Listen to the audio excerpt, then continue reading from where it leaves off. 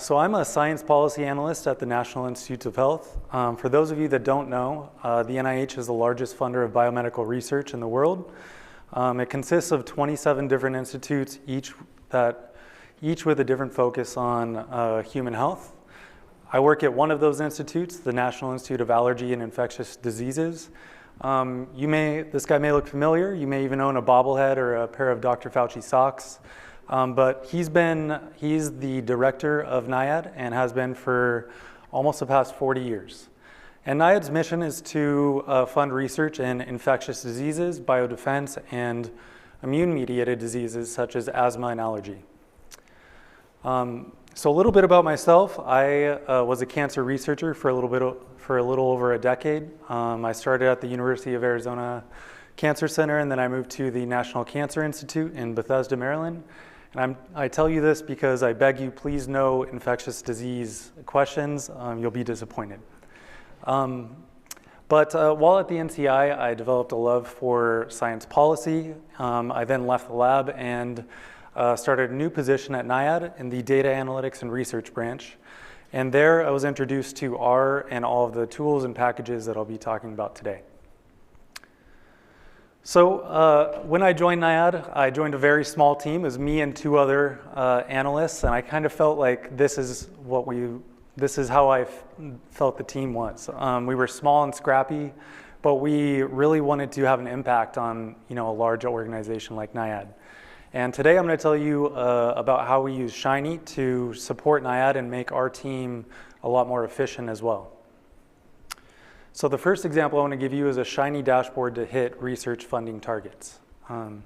So why do we have funding targets for a specific research area? First, we're a government organization. So Congress can tell us, we'd like you to spend this amount of money on this research area. So it can be congressionally mandated. We also sometimes receive targeted funding aside from the NIH budget. One example of this recently was Operation Warp Speed for COVID vaccine development. And finally, NIAID leadership can also set funding goals based on NIAID's mission and priorities at the time. But when I first got involved in this process, I found out it was a lot more complex than I originally imagined. So in some research areas that we're tracking, there are over 700 different projects. These are grants and contracts that represent a lot of different moving parts. To give you an idea, in some of these areas, we're tracking over $500 million worth of funding. And another added layer of complexity is that at NIH, we receive grant applications throughout the year. So we're stuck making important funding decisions at the beginning of the year when we don't have all of the data available to us. So we don't have all of the grants that we're going to fund that year. But I wanted to use an analogy to help understand this process. So you can imagine that hitting these research funding targets are sort of like a road trip, right? So on a road trip, you have to know exactly where you are at any given point and how you're going to get to your destination. Otherwise, you're going to get lost. But we all know it's not that easy. Sometimes things come along that make it difficult to get where you want to go. I'm thinking of one specific road trip I took moving from Tucson to Bethesda, Maryland. On this road trip, I got a flat tire, my air conditioning broke in the middle of a heat wave, and I had a very vocal, very disgruntled cat in the back seat for 2,300 miles. But today I want to talk about the challenges that we faced hitting these research funding targets and how we use Shiny to address those challenges. So first, like I said, there's a lot of different moving parts. There's a lot of people involved in this process throughout the Institute. I immediately found out that there were a lot of competing estimates, right? Everybody had their own idea of where we were. So it's like if you're on a road trip and you know you're in Dallas, somebody else thinks you're in El Paso, and another person thinks that you're in Utah. And nobody can agree on where you're at the moment. So it was really frustrating. Even worse is when people would come to me with funding estimates and have no details. So it's like somebody saying we're in Missouri, and I'm like, there's no chance we're in Missouri. You took a wrong exit somewhere. How did you get there? And they would have no idea. So my team spent a lot of time and effort trying to figure out how they came to that conclusion and comparing it to our estimate too. And finally, at the beginning of this process, a lot of people were reliant on spreadsheets and emails. And this is a big problem because you can imagine that immediately once you send that email, that information is out of date. Because at NIH, we're constantly getting new applications and making new awards throughout the year. And also people make mistakes, right? When you're searching your inbox, maybe you found that email from last week or last month, so it was hard to get everybody on the same page. So I created the research area tracking tool to help address these questions. But how does this dashboard get us closer to our destination? First, behind the scenes, I have an R Markdown document that's pulling in data from multiple different databases. I use dbplyr, so I never have to look at SQL coding again. And so it transforms it, it formats it, and writes it to a database for our Shiny dashboard to use. And because I've published it on RStudio Connect, I can schedule it to run daily so that the information is always up to date. So we've immediately made this process a lot better, right? So we have data integration, multiple data sources in one spot. The information is always up to date, and people have one source that they can go to for information, kind of like a Google Maps, right? So next I wanted to address this problem of having multiple estimates, and it seemed like people around the Institute had little pieces of the puzzle, but we could never put those together and get the big picture. So in the dashboard, I made all of the data available. So you can see every single project that's included or not included in our estimate. So this is almost like having turn-by-turn directions showing you exactly where we are and how we're going to get to our goal. We've made this data available to be downloaded at any point for any user. We also wanted this to be a platform for collaboration, so you can add and remove projects from the estimate as well. This is an example of that, where you can add a project and add a reason for that change so that other users can see why you made that change. And so that the data is always up to date, the Shiny dashboard writes all of these user inputs to a database so that whenever a user logs on, it's always up to date and includes all of those user inputs as well. So the benefit of this is that we've increased transparency and collaboration in this whole process, and hopefully we've gotten closer to our destination. So lastly, I wanted the dashboard to be able to make predictions based on an application score. So at NIH, when an application comes in, it's basically reviewed by an expert panel of scientists, and they give it a score that helps us determine whether we fund it or not. So this dashboard can actually make predictions on how much we're going to fund even before we've made those awards. And since this dashboard is based on Shiny reactivity, all of the graphs, the tables, the high-level numbers, everything can be changed based on user input. So we've allowed users to adjust that scoring cutoff as well. So if you're in a meeting saying, I want to fund all of the applications up to this score, you can actually change that in the dashboard and see how it affects the estimates so that you can make these important decisions in real time. So I hope that this dashboard has made this process a lot easier and maybe a little bit more accurate as well.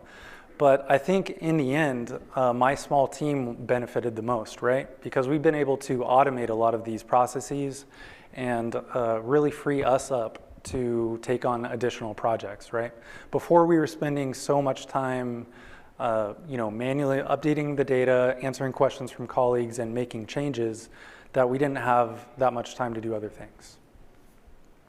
So the next example I want to give you is how we've used machine learning to classify NIAID grants.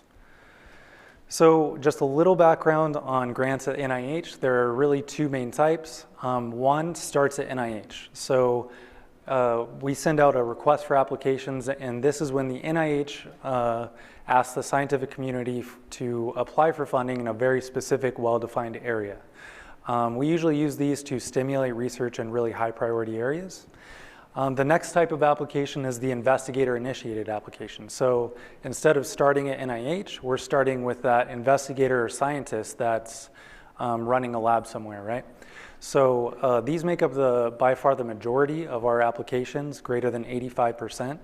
And so at NIH, we really have to rely on the scientific community, the creativity and ingenuity that they have to come up with innovative research ideas.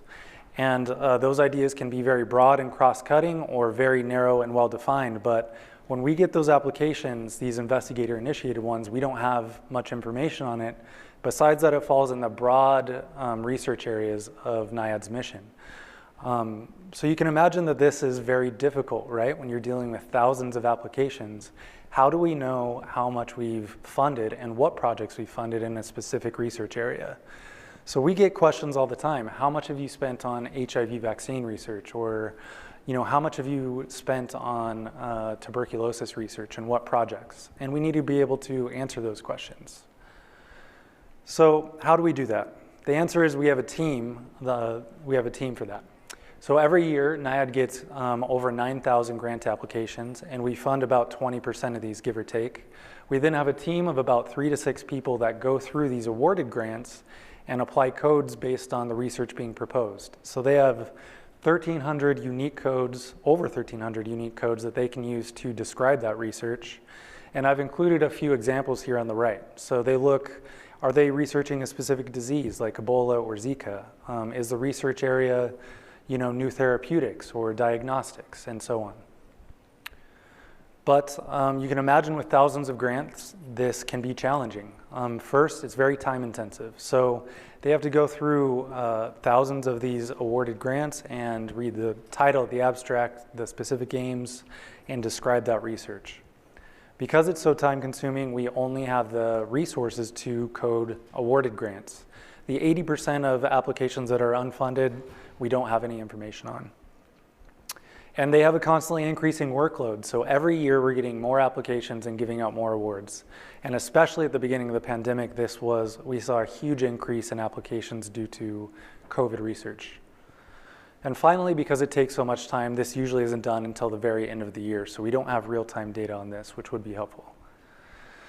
So we thought this was a great opportunity to use supervised machine learning for grant classification. We had a database of thousands of grants that had been manually coded over the past decade that we could use to train machine learning models. So here's an example of a grant that's proposing to research a more sensitive diagnostic for tuberculosis. When I looked up the codes on this grant, you could see the disease was tuberculosis. The research area was diagnostics, and it was a clinically focused grant. So I just want to give you one example of how we've used machine learning to classify grants based on their research area. So here it was diagnostics, but there are 5 categories, including therapeutic, prevention, and vaccine.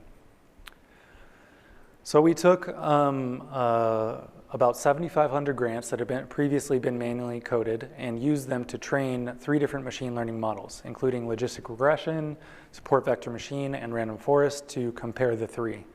We then tested these models using about 3,200 grants that had also been manually coded. And so what we found was the logistic regression was the most accurate at 88.5%, and it also did the best at predicting this relatively small category of grants in the prevention class. So we use this this logistic regression model to build a shiny dashboard for coding NIAID grants, and we then expanded it to assist in coding in 5 additional categories. So behind the scenes, once again, we have an R Markdown document that's pulling in the data from multiple sources, making those machine learning predictions and writing this data to a database. It's constantly getting updated with new applications, new awards, and this is what our shiny dashboard uses. And once again, we wanted people to be able to collaborate, so it's writing user inputs in a database for future use. So here's an example of how we're using those, we're incorporating user feedback. So you can actually go through each project and say whether it's relevant or not relevant to that specific area. We're including the machine learning score so they know the probability that that project is in that area. And once again, we wanted it to be a platform for collaboration. So you can attach notes to each of these projects for other users or even yourself in the future. Here's an example of that. You see a tiny little envelope when a note is attached to a project. We also have tags involved. So if you don't want to write a whole note, you can just add a small tag or phrase. For example, if somebody has verified that project, you can just quickly add that. So we're hoping that this project will improve productivity. So if previously it took 5 minutes to code a grant, we're hoping with a machine learning prediction and a probability estimate that we can cut that time down. And even if it was 1 to 2 minutes, you can imagine that with thousands of grants, that's a very significant time savings. We also want to support data-driven decision-making. So as I mentioned, 80% of our applications are unfunded and therefore not coded. But with these machine learning predictions, we can apply these codes to all grant applications, and hopefully we can identify gaps where researchers aren't applying, and we can then address those gaps. So I want to thank my small team for introducing me to R and all of the tools and packages that I've shown you today. I think we've definitely been able to have an outsized impact for such a small team. And I hope we can use the lessons that we've learned and the tools that we've developed to continue to support NIAID in the future with their goal of to better understand, treat, and ultimately prevent infectious diseases and to improve human health. So thank you.